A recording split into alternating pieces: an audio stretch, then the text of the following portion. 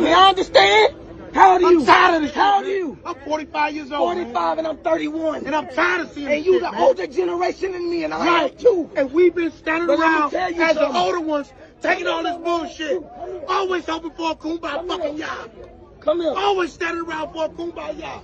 Ain't nobody coming to protect us. Let me tell you We gotta something. start our own fucking life. I understand. But let me tell you something right here.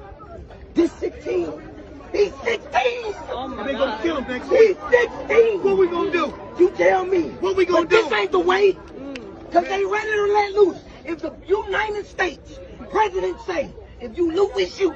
Do you think doing this going I help? know it. It's doing this I going know help. it. But it's time to stand up. So don't get it going At on. this point, I'm ready to die. Let me tell For you what's something. going on? Let me tell you something. That's the problem that we got. That you see right now, it's gonna happen 10 years from now. And at 26, you're gonna be doing the same thing I'm doing. You understand that? 10 years. You're gonna be right here too. But he also got to stand So what up I for need what he y'all gotta to stand do up right for. now at 16 is come up with a better way. Cause how we doing it, it ain't working. He angry at 46. I'm angry at 31. You angry at 16. It's old, man. It's old, You man. understand me? It's old. Putting yourself in harm's way is not the way. No, it's not. You and then other your counterparts the same age and that has that same power. Y'all come up with a better way. Cause we ain't doing it. Oh my God. And I have a 5-year-old son. Oh my God. And it ain't happening. I marched 4 years ago. Keep Lamont Scott. Did the same shit y'all doing. The same exact thing night after night after night. It don't matter. Come up with a better way. You see, when my generation was a continuation school, we were always at odds with our parents. We used to feel like they were overprotective and they needed to loosen up a bit. I'm not a baby anymore. Ain't that how we used to feel?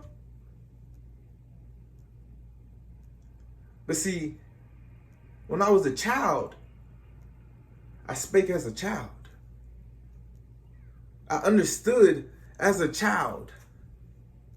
I thought like a child, but see, when I became a man, I put away childish things. See, we never took in consideration our parents' perspective of things. We never took in consideration their perspective.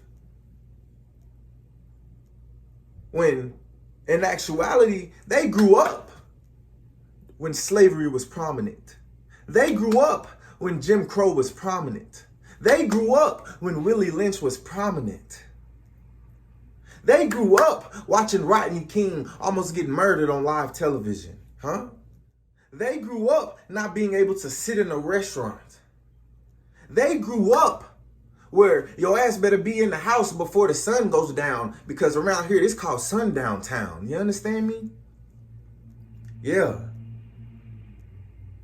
They grew up where a 14-year-old boy can get accused of whistling at a woman and he gets tortured and beaten.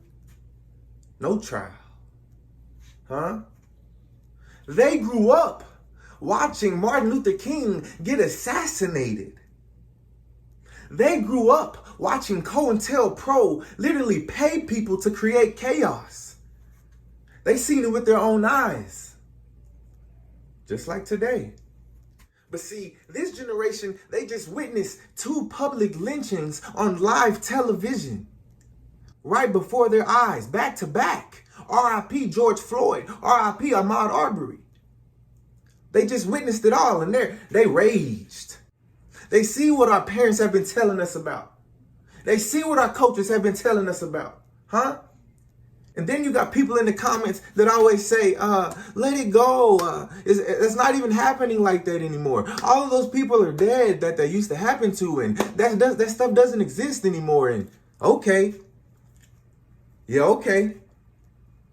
But like Will Smith's famous quote just said, racism hasn't gotten worse. It's just being filmed.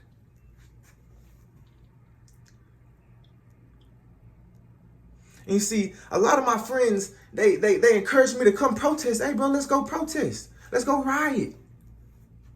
What up, Yiz? You ain't down for the cause? I'm like, I am protesting. I am rioting. You see, this is a war. But you have to understand everybody has a different responsibility in the war, huh? Yeah, let's go there. You got people on the front line. You have people in the air, huh? You got people behind the scenes, technology, huh? Think about that.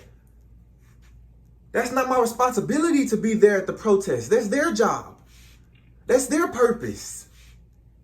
I have my own purpose, according to the Most High's will. You see, because I'm Hebrew, meaning I've stepped out of the matrix, huh? I've stepped out of the matrix. See, now I understand the God that I need to be serving. Now I understand there's a way that he wants me to serve him. Now I understand I have a purpose according to his will. Huh?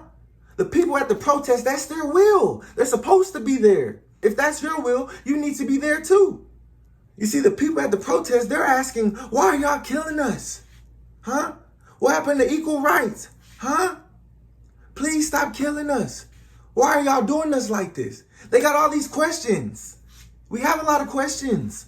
But see, that's my responsibility, and for people like me that have the Ruach HaKodesh. You understand me? This is my responsibility of the war. Huh? This is my protest. Huh? This is my riot. Huh? See, my job is to tell them that they're in a war, yes. But my job is to tell them that this is not a war of flesh and blood. This is a spiritual war. Huh? My job is to tell them that this is a war against principalities, huh? And powers of darkness, huh? And spiritual wickedness in high places, huh? That's my job. My job is to tell you that you need to go to Deuteronomy 28 and it'll answer your questions as for why. My job is to tell you that Deuteronomy 28 verse 68 says that I, Yahuwah, will bring thee back into Egypt again by ships. My job is to tell you that in Hebrew, Egypt means Mizraim, which means to bind or to be bound or slavery. My job is to compare the two between Egypt means to bind, to be bound, slavery, transatlantic slave ships. My job is to tell you that if you continue down Deuteronomy 28 verse 68, it also says that you will be sold unto your enemies for bondmen and bondwomen, and no man will buy you. My job is to tell you that buy means to redeem. So you will be sold to your enemies for bondmen and bondwomen, and no man shall redeem you. There's only one man that can redeem you, and that is the Messiah.